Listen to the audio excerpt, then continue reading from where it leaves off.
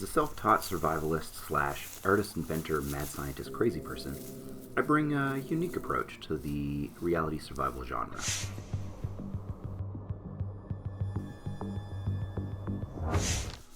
So I filmed myself building this oak bow. It's my own design, and it's kind of a cross between a longbow and a pyramid bow. And I backed it with modern materials, epoxy and fiberglass, but it's basically the same method you'd use with sinew and hide glue, which both could be made in the woods pretty easily. I think my crafting ability and my ingenuity are really what set me apart, along with knowledge of materials. I have a widely varied background. I've studied visual arts, illustration, photography, cinematography, but I also studied science and materials engineering. I'm someone who's constantly creating, researching, and trying to tackle new challenges, and I think all of that has a huge effect on how I approach survival. A huge part of my strategy is focused on catching big game. And so with that in mind, I studied a lot of traditional archery and even worked at a hunting store in archery and hunting.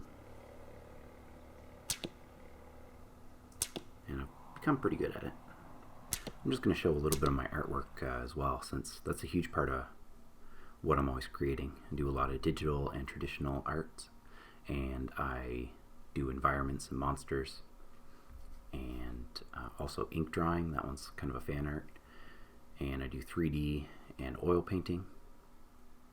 And this is my take on trompe l'oeil painting, kind of like the sidewalk chalk art.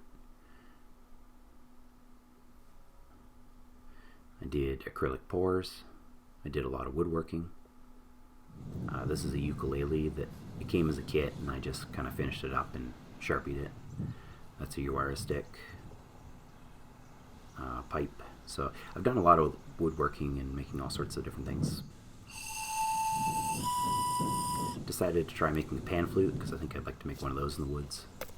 I do a pile of leatherworking, and since there won't be any sort of leather store around, I have studied vegetable, brain, alum, urine, ash, and smoke tanning, as well as rawhide.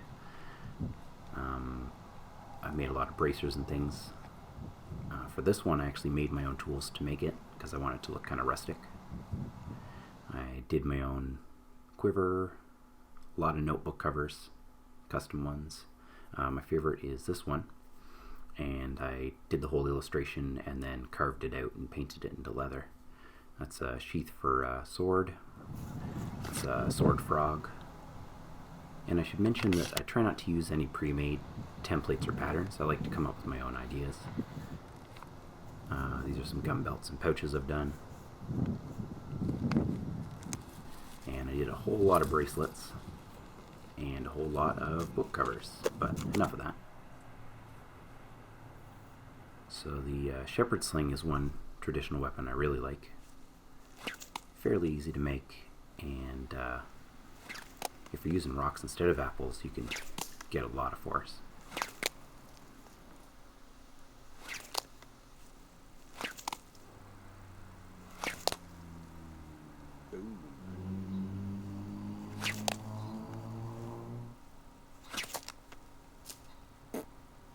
Bummer.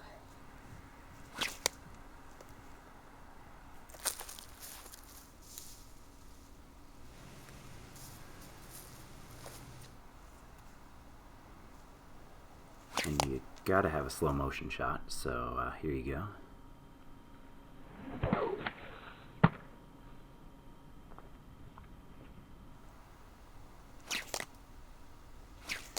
The sling isn't the only thing, though. I try to learn as many weapons as I can.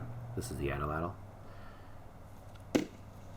and it's very easy to make one with very little materials.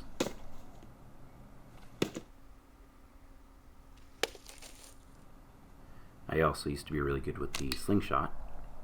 I'm out of practice now, but when I was a kid I used to use it all the time. That's a sling staff. It's not very accurate, but it's got a whole lot of force.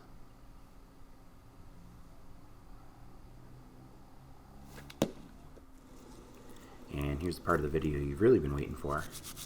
the friction fire, because I'm sure you've never seen one of these before.